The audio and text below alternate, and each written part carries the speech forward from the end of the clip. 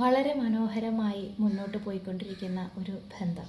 അത് നിങ്ങൾ ഭാര്യയും ഭർത്താവുമാകാം, അല്ലെങ്കിൽ ലവേഴ്സാകാം, ഫ്രണ്ട്സാകാം, എന്തുതന്നെയാണെങ്കിലും ഇതുവരെയും അതിമനോഹരമായി പോയിക്കൊണ്ടിരുന്ന ഒരു ബന്ധം. അതിൽ ഒരാൾക്ക് മറ്റേയാളെ സംശയം തോന്നുകയാണ് എങ്കിൽ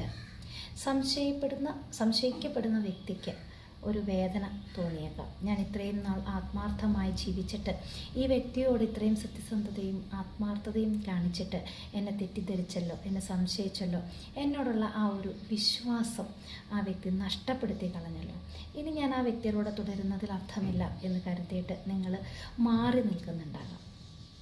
പക്ഷേ നിങ്ങൾ അനുഭവിക്കുന്ന ആ ഒരു വേദനയുടെയും നിരാശയുടെയും ഒക്കെ 100 ഇരട്ടിയാണ് നിങ്ങളെ സംശയിക്കുന്ന വ്യക്തി അനുഭവിക്കുന്നത്.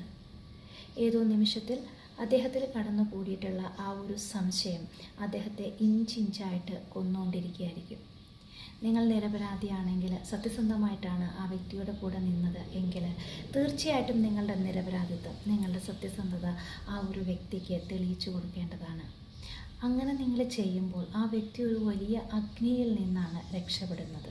മാത്രമല്ല, ആ നിമിഷം മുതൽ ആ വ്യക്തിക്ക് ഇതുവരെ നിങ്ങളോടുണ്ടായിരുന്നതിനേക്കാൾ ഇരട്ടി വിശ്വാസം ഉണ്ടാവുകയും ഇരട്ടി സ്നേഹിക്കുകയും അത്രയും അറ്റൻഷനും കെയറും നിങ്ങൾക്ക് തരികയും ചെയ്യും. അതുവരെ മനോഹരമായിരുന്ന ആ ബന്ധം പിന്നീട് അതിനേക്കാൾ മനോഹരമുള്ളതായിട്ട് മാറുകയും ചെയ്യും. അതുകൊണ്ട് മനോഹരമായ ഒരു ബന്ധത്തിൻ്റെ ഇടയിൽ എപ്പോഴെങ്കിലും ഇടയ്ക്കൊരു തവണ ഒരു തെറ്റിദ്ധാരണ വന്നാൽ, ഒരു സംശയം വന്നാൽ നിങ്ങളതിനെ പരിഹരിക്കുക, നിങ്ങളതിനെ തെളിയിച്ചു കൊടുക്കുക.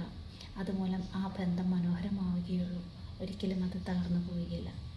സംശയിക്കപ്പെടുന്ന വ്യക്തി അനുഭവിക്കുന്ന വേദന സംശയിക്കുന്ന വ്യക്തിയുടെ അത്രയും വരില്ല എന്ന സത്യം നിങ്ങൾ തിരിച്ചറിയുക.